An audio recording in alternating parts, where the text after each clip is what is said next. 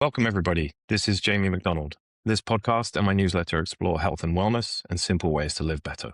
Today's conversation is with Remnant MD. He's a doctor who has abandoned a way of looking at humans' health and disease that is insisted upon by the current industrial medical paradigm. His current mission is to understand the traditional medical arts and unify them with modern science. He's spent the last 4 years on this journey and documents every step on his blog at remnantmd.com. Remnant, before we get into the questions, please give us a quick snapshot where you grew up and a little bit about your background. Well, I was born in a former Soviet country and migrated with my mother to Canada when I was 6, 7 years old, something like this. Had most of my childhood and upbringing in Canada, in Ontario.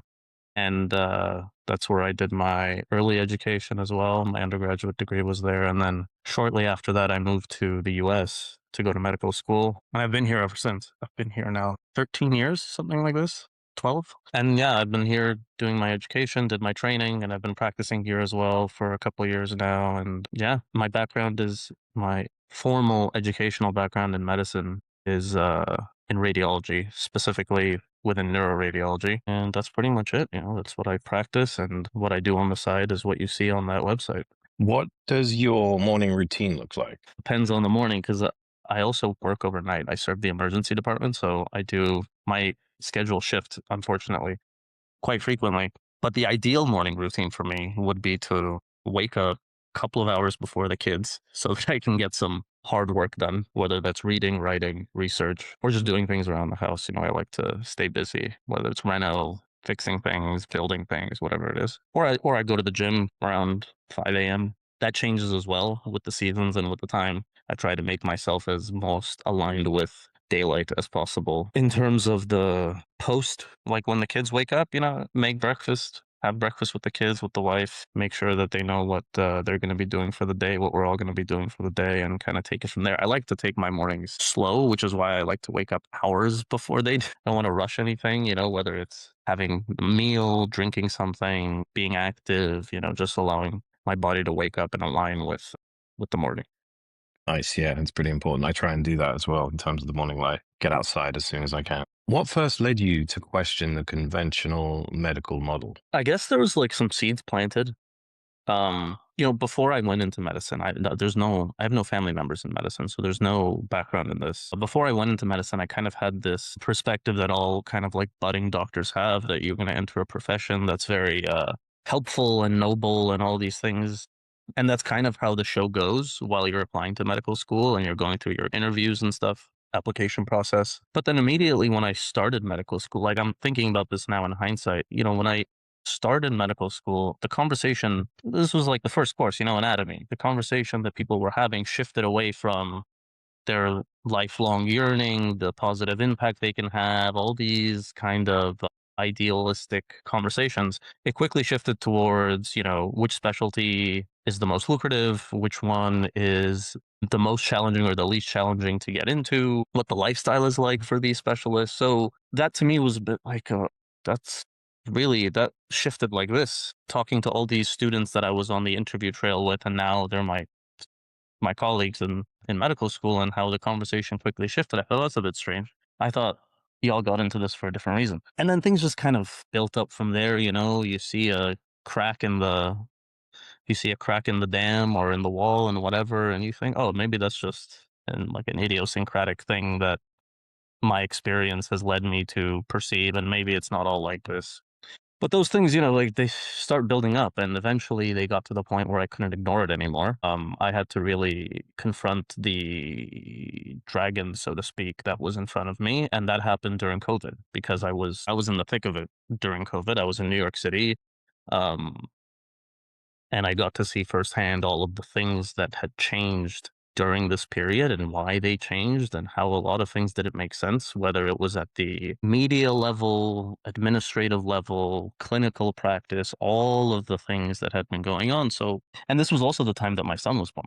So I had to really take things a little bit more seriously. We have this, like, I don't know, maybe you can relate to this. I know I can. Before I had a child, I could lead my life in a way that I allowed myself to deceive myself about my choices and not care too much about my well-being because of some, I don't know, desire, hedonism, whatever. But that obviously changed for me when I had a kid, because now everything I do is going to be reflected onto this child. And so I have to figure out, like, why am I doing the things I'm doing? How am I making the decisions that I'm making? Am I doing my due diligence, so to speak? Like minor things, everything from the food that's on my plate to the thing that happens to me at the doctor's office to the stuff we do at the hospital. Like, why are we doing the things that we're doing? And how come everyone's so certain about these? I'm not that certain about them. Like, why are you so certain? I was like, well, I read it in a book, or some journal article told me, or someone told me in a classroom. I was like, well, okay, but like, if you're going to, not even the scientific method, like if you want to claim yourself to be a follower of rationalism, of empiricism, this is not the way to do it. So that's when things started to pop up. Like, I started to see more of the cracks that I had been ignoring. Yeah, that's kind of how it started to build up. And then eventually I just thought, okay, you know what? Like, I'm finding more problems than I'm finding solutions. So it's probably about time to scrap this way of looking at life, health, living.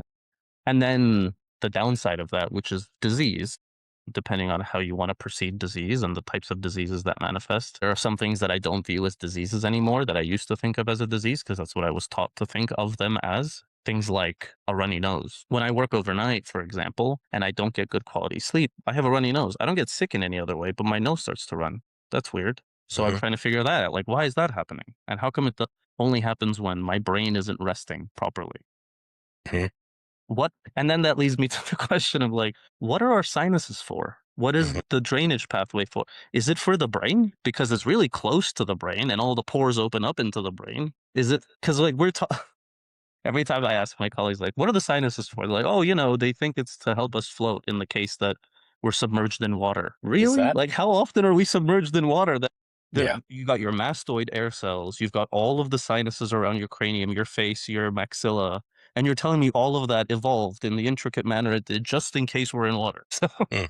do you see, like, Right. people I talk to and all the things that I tell them based on the questions that they ask me about health and things that they have, concerns about, at first, they have a very hard time grasping that, not grasping, but like believing me, because based on the things I'm telling them, they are slowly getting the intimation that the whole framework needs to be dispensed with. And to a large extent, it does, because if we want to talk about what industrial medicine is, it is a framework, and it's a new framework. In fact, I make the case in one of my articles that it is the alternative framework, that, like, everything else is the same, because we have this way of thinking that the mainstream medicine is the real medicine and everything else is alternative medicine, when in reality, it's mainstream medicine that is the outlier of all the other arts that have been practiced. They all have so many similarities. There's nothing that like says you must be a traditional Chinese practitioner or an Unani practitioner or a Tibetan physician. All of them share, from across the globe and across millennia, common framework for understanding health and the body in general. Like, so which is the alternative, and which one needs to be? And I'm not going to say with very high confidence that all of modern medicine needs to be dispensed with, but it certainly is the alternative. It's not. And weirdly, it was born out of what we could now call the alternatives. Like, it came from it, forgot its history, and then claims to be this unique new thing and not pseudoscience. Right. And am I correct in thinking that in your medical training, you'd had next to no training on nutrition? Or is that? I've heard that that's the case for a lot of doctors. They don't really teach nutrition, right? Yeah, they teach very little nutrition, and whatever nutrition they teach, this is like, I took nutrition in undergrad because I was interested in knowing nutrition properly. And I quickly realized that it's the same stuff that's peddled in mainstream. Like, there's nothing new about it. It's the same stuff that's in your food pyramids that comes out of, like, Harvard Press Publishing, because that's where modern nutrition science came from, is from Harvard. So even if I had taken nutrition as a course, it's not like I would have learned something that's useful or true. It's based on the same propagandistic, industrial, academic, paper mill, that whether you took a nutrition science course in university or I took the same course as a medical student to improve, it would be the same. So yeah, it was very little, and maybe it's for the best. What would you say modern medicine gets right and where does it fall short? Well, let's just think about where it's right, or what it gets right. Whatever modern medicine, let's just put it this way. I'm going to distinguish between gets right and does right, because it can do things right, but it doesn't get why it's doing, you know what I mean? But it'll end up Hmm. being the right end. Where modern medicine excels, obviously, is in acute and traumatic intervention. And in large part, that has nothing to do with the framework that has been developed for the curriculum of modern medicine. In large part, it's because of technological advancement that allows us to make the devices that we can use to do the kinds of interventions that we do in the modern acute settings. A lot of the surgical procedures, and this is something that I've been starting to explore. I haven't really gone deep into it yet, but I started to think about, well, they have knives and tools in the past. What is it that they didn't do surgically that we're doing today? And from what I can gather, there's a book that I recently bought. It was written, I believe, by an Andalusian physician about 1,000 years ago. All of the surgical techniques that were done at the time, he has documented. He also invented the tools that they were using at the time to do things like common open procedures, amputative procedures, drawing blood, removing a gallbladder, an appendix, whatever. And I come to find that these devices, very elaborate, surgical tools, have existed for a long time, and they've been doing a lot of the procedures that they've been doing for a long time. They just do it with a modern flip. Like they have new tools, they have scalpels that are made in a certain way and under certain standards, and maybe their approach is a little bit, modified based on modern practices. But fundamentally, the procedures are the same. But what they didn't have back then, at least so far that I can't find, are minimally invasive procedures, like the ability to access a part of the body by entering the bloodstream with a wire and a catheter and going there and doing things like removing a clot from the brain because you might be having a stroke. Like that didn't exist back then, at least as far as I know. Or same thing with a vessel in any other part of the body or any organ that might be affected, or if they wanted to, embolize something. So if there's some process going on, something is getting too large, or let's take the case of like a fibroid in the uterus. Today, we go into the uterine artery and we'll release some embolic agents that constrict the blood vessels and knock them out so that fibroid stops growing and this woman stops having uncontrolled bleeding and discomfort and all these things. Like those are modern things, but to say that they're the fruit of modern medicine might be a little bit incomplete because fundamentally they're the fruit of modern technology and engineering. Because you can't do any of this, make any of these things without a device company that has dedicated engineers and compliance officers and all of these people. But we use this in modern medicine, and these are good things. And this is one of the reasons why I wrote recently that as a radiologist, I find that the only place that I can serve and not feel conflicted is the emergency room because people have emergencies, and however they got to that emergency, that's beyond the point. It needs to be remedied if we can indeed remedy it. So I think that's like one big one. And as far as I can tell, if we're thinking about medical practice strictly, I think that's probably the big one that's kind of like the saving grace of the modern medical practice would be surgery, and minimally invasive surgery in particular. And is there something that ancient medicine understands that modern science is only now catching up to? Man, yeah, like a lot. Like today we talk about light, right? Red light, infrared light, green light, blue light. Avicenna wrote about this. He knew. Like these are things that have been known for at least 1,000 years. And the more I dig into it, it looks like maybe even further back than that. The idea of like circadian alignment, the idea of preparing your food and real nutrition science, like this has been known forever. And because we dispense with it, we have to rediscover it through our own lens and our own reductive material vision only lens, because most of medicine is diagnosed and practiced through vision. You have a blood test, but everything else is through vision, through sight, whether it's radiology, pathology, surgery. You have to conduct surgery with your sight. You look at the locations that you're intervening on with your vision. And pretty much everything we do within radiology is to augment our vision. It's not to use any other sense to guide our diagnosis and our treatments. Yeah. Does that answer the question? Yeah, I think so.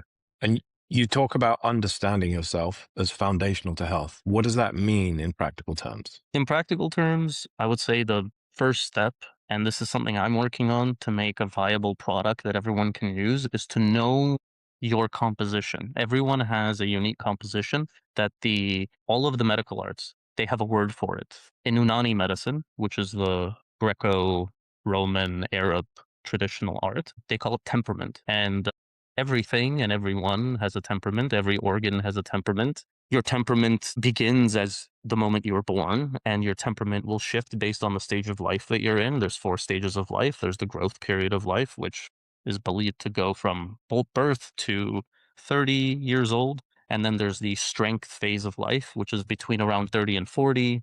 And then after that, you start getting into the decline the aging, the senility, and then ultimately death in the latter two stages. And temperament changes with that too. So the really important thing is to what is your temperament? And B, how does your temperament interact with all of the decisions and things you do, like what you eat, where you go, what kind of exercise you do, how you even regulate your emotions, your relationships, all of these things. Because when I use the word temperament, the modern interpretation is that this is something like psychological, cognitive, or like something related to your attitude or personality or something like this. But that is one facet of your temperament. And that one facet of your temperament is determined by the same phenomena, physiologic phenomenon that determine other aspects of your temperament, such as how strong is your digestion? What kind of foods does it easily digest and not easily digest? So, for example, I can just eat meat and I'm fine. I feel great, actually. But my wife can't. And we have different temperaments, and her gastrointestinal tract has a different temperament.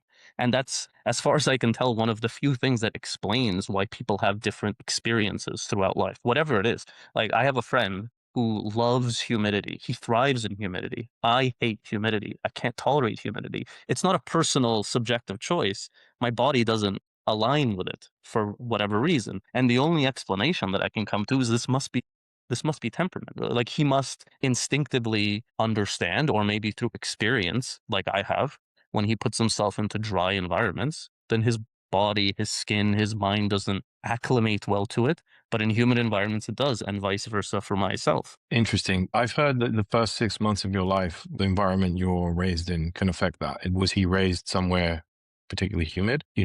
Also, I don't know if that's true, but I've heard that in the past. And I've seen from people I know who grew up, I grew up in London. It's quite grey, quite cold, quite rainy. I've got friends that grew up in the Caribbean, and they can't be in cold environments. They do not like it. It affects them a great deal. So I thought, that was an interesting point. Yeah, I think so. I think because the question I had and the question that most people would have is then how is your temperament determined? Like at birth, like for example, or maybe before birth, or maybe it's like you're saying, maybe it's partially solidified after birth. Right. Is it fixed? Is it changeable? Right. Yeah, and I think your environment, and based on what I've been reading, they agree that the environment does have an effect on molding your temperament, and probably even before you're born. Like, for instance, my second child, who most of my wife's pregnancy we were down south or in a hot climate. He's born, darker than the rest of us. He hates the cold, like he can't tolerate the cold, and he loves hot, dry environments. Whereas that's not the case for the first one, because he was born in a colder climate and with less sunlight and with more moisture. So these are, I think, yeah, I think your instinct on that is right. Is that, and to broaden it, it's not just the first 6 months. I think it's what environment was the woman pregnant in? What was she eating? What was she exposing herself to? So, because like, even my wife's habits were different between the first and second. The first one, she was working day in and day out, all the time, no outside exposure. The second one, we were outside, we were in warm climates, we were sunbathing. So, all of these things have a contributing, you know, role in all of this. I'm fascinated. As and when you develop that further, keep me posted. I'm really intrigued to hear Yeah. what you're working on. If someone feels disconnected from their body, where should they begin? That's a good question. I think probably the first thing that you should do is slow down, like stop, like don't rush, whatever you're doing in your day to day, whether it's you're always running around, trying to get things done, overdosing on stimulants to keep your energy levels up, like all of these things will end up ultimately having a distracting effect on your senses, like your internal senses as well as your external senses. That's one big thing, that's kind of what I did. I kind of just went like I during this period of transition that we talked about earlier, whether it was with my outlook, my life, and being a father, one of the things I did to fix my autoimmune problem, I had inflammatory bowel disease, was I just stopped eating everything except one thing and wait and see, like, how does that have an effect on my body? That is one big thing. The other thing is, this is something that, I think is a very, it's almost like a religious, spiritual, like, perspective, which is like close your eyes, open your ears, and listen to your heart. Like, I don't know if that's too vague, but I feel like that's a very powerful thing because our eyes deceive us all the time. But when we try to really listen to ourselves, our bodies, our souls, our hearts, we understand things that maybe we had ignored, maybe we had dismissed or whatever, or voices that we were no longer paying attention to.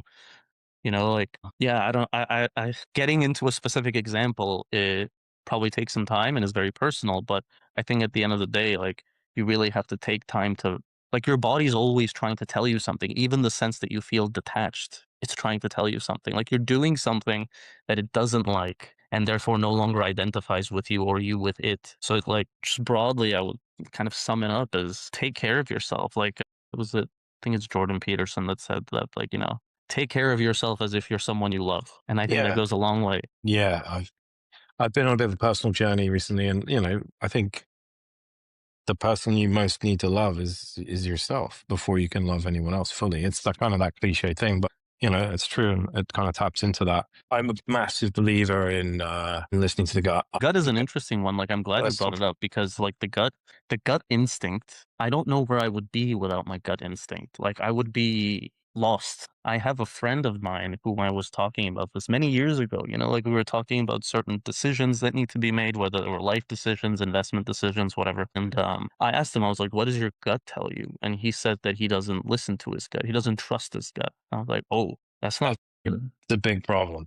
Yeah, that's a big problem. And one of the things he was saying is like he doesn't know when his gut is right. And I was like, well, then you need to practice listening to your gut. Like, you have to figure out how it's communicating with you and when it's telling you what, so that you can then use that information accurately. Because there's been times, like you're saying, where I'd ignored my gut. Like, use a good example, someone at work gives you the wrong vibe, and you're like, huh, why do I get this vibe from this? I don't know why I get this vibe from this person, but I don't like the vibe. Yeah, And sometimes you're like, "Oh, it's probably nothing, I'm being judgmental," or whatever, and then you come to find that these people are friggin' psychopaths, and it turns out that your gut was right. absolutely, absolutely. And that's how you avoid, like you were saying, getting into trouble doing certain things with certain people, or trusting certain people, or even just associating. I mean, I don't want this to sound, like, so harsh, but, like, there's people that I don't wanna associate with because my gut tells me, "Don't associate with this person." And I don't Hmm. know why I don't associate with this person, but time will show us. And time does show me that you were right not to associate with this because, like, even, like, especially in whether you're talking about this from, like, an online perspective, I'm not. Like, I don't really have an online presence as an individual. I have no Hmm. social media. In life, people will see you associate with this person, and they're gonna be like, "Oh, he must be just like him." Right. But I'm nothing like them. I don't wanna be associated. I don't even wanna do the things that they do or talk about the things that they talk about, because eventually you start to, you're like, "Oh, okay, whatever." That's Yeah. a gut in action, and that's what I'd like to foster and to listen to. And fundamentally, I think, to touch on your prior point, is like, if your gut is unhealthy, then it's gonna be giving you the wrong feedback. I was just going to ask you, do you think that, so your friend who didn't trust it, didn't listen to it, whatever it may be, you know, if you have a bad gut biome, your gut's unhealthy, yeah, do you think that has an impact on the level of intuition it's trying to guide you towards? I think it probably does, and it probably does it at multiple stages of communication, whether it's on your side of the communication or reception of the communication, or on its side of the communication and what it's trying to tell you. I don't know in this case if his gut microbiome, or just gut in general, is distressed. He does live in North America and more or less consumes a North American diet, so I wouldn't be surprised if his gut is not working properly. And maybe he's right not to want to listen to it. That's another gut instinct that maybe he probably doesn't know is a gut instinct. So, yeah, yeah. To answer the question, yes, I do think that the health of your gut is important in whether or not it gives you the right information or good information, or maybe it's just that it's telling you one thing and you think it's telling you something else, when in reality it's just telling you to get your shit together because it's not feeling too well. Like, a lot of the things that I come to believe, I don't have, like, animal experiment publication or human clinical trial. It's just things that I believe based on what I know about physiology and biophysics and all of these things. And there's some things, and people don't like this, especially my colleagues, that there's some things that I don't need a journal article to tell me. Like, I know deep down that this is the way things are because I live it. And as long as you pay attention to how you live, you get the how should we say it? You get the results that you're looking for that you might otherwise do in a formal experiment. You know what I'm saying? Right. You get the feedback naturally if you're, Mhm. you know, whatever it is you're doing. Like, you look at the biohacking community, like some of that stuff's fascinating. I've experimented over the years too, and I know what makes me feel good and energized or happy or whatever it may be. And I know what doesn't. And I Mhm. kind of, pick and choose what I put into my body or my life based on that, Yeah.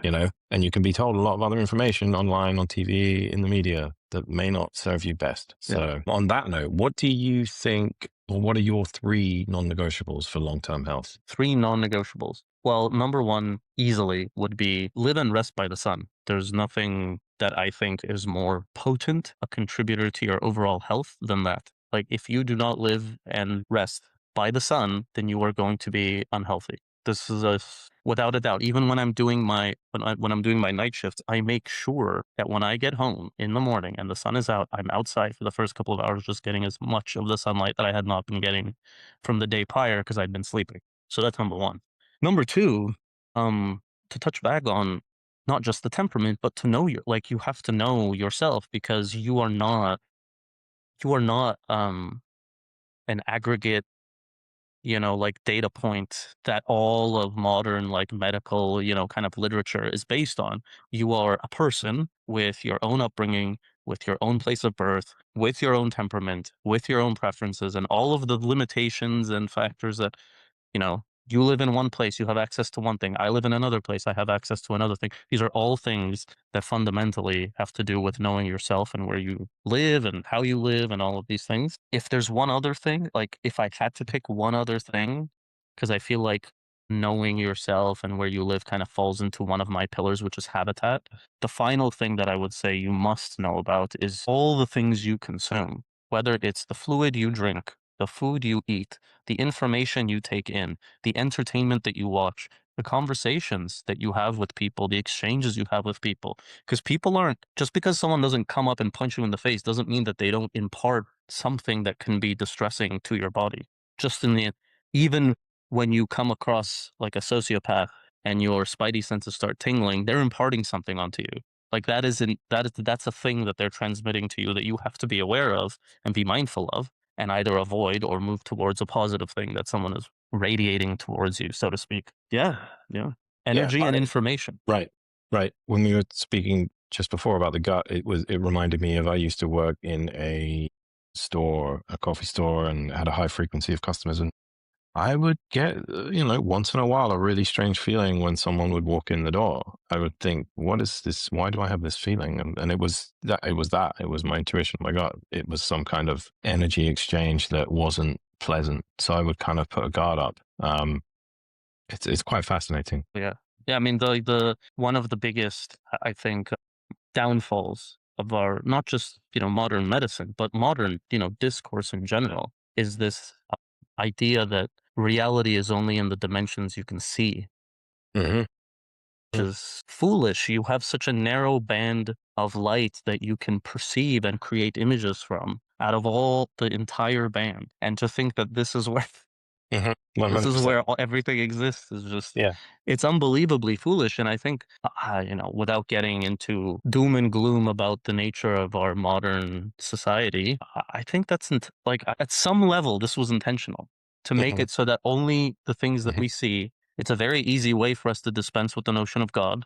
For Hmm. example, I don't know who would benefit from people dispensing from the notion of God. I can certainly name a couple of entities that would benefit from dispensing with the notion of God, but there's so many things. And one of the things that I learned from, I think this was from Jack Cruz, that I thought was it was a very poignant observation, which is that your nervous system, if it had a purpose, okay, let's frame this another way. All of the things that information you use to generate images in your head, they are more or less wavelengths that aren't being used for another function. Because if they're being used for another function, it would not be perceived as vision. It would be doing something else. It would be activating something else. It would be affecting some other physiologic mechanism. So you have this whole band of the electromagnetic spectrum. You have this tiny sliver we use for light. And apparently everything exists here. Whereas everything else other than that is being used for all of the communication that you have as an entity with the rest of the universe around you. So to ignore it is just unbelievably short-sighted. What is one thing that you're still trying to understand right now? One There's thing that probably. I'm still Yep. trying to understand is temperament. It's such a I can't believe what a endless well of wisdom and information I've stumbled upon just by opening up a book from 1,000 years ago. That there's so much to learn. Your food has a temperament. Your body has a temperament. Your organs have a temperament. Your mind has a temperament. The air around you has like everything. The whole idea of temperament is based on the elemental way of looking at the world, which is earth, wind, water, and fire. And because that's what temperament is, it's a unique composition of these four factors for every entity in existence, that to really grasp it just takes it. I started reading about temperament almost like a year and a half ago, and I'm still like trying to understand how does this interact with all the things that we go about and do in our lives. And it's taking a while, and I'm not upset about it. Like, I know that once I get it, or once I approach getting it, it's going to be like an endless source of wisdom and guidance I can use, at least for my own and my family's health. And it's already starting to pay dividends when I start to think about and try to understand. Even when I made a pilot kind of self-assessment to determine your temperament, because all of the ones that I could find were just grossly lacking in anything resembling comprehensibility. Like, you couldn't even understand the words that they were using to ask you the questions that would help you to determine what your temperament is.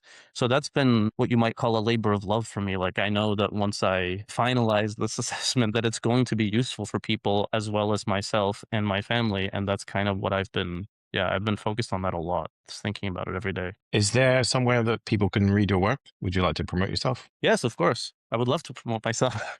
Please do. Go ahead. Yeah, remnantmd.com is currently the URL that leads to my Substack.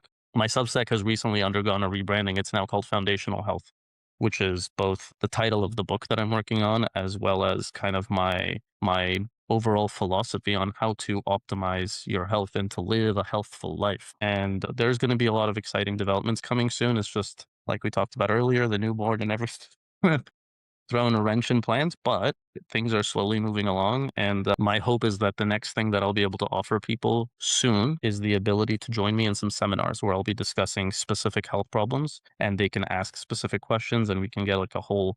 I mean, I'm guessing you're familiar with the concept of a seminar. My experience with them is that they're very small groups with a presenter. They present on a topic, and then you have a collaborative exchange between all the participants, contributing their experiences, contributing their perspective or their questions to help us all come to hopefully a better understanding at the end of it. So that'll be rolling out very shortly, and everyone can get information on that if they're subscribed to the Substack. Free or paid, it doesn't matter. You'll get the information. Wonderful. Well, this was great. Thank you so much for joining me today. I appreciate it. Thank you for having me. It was great.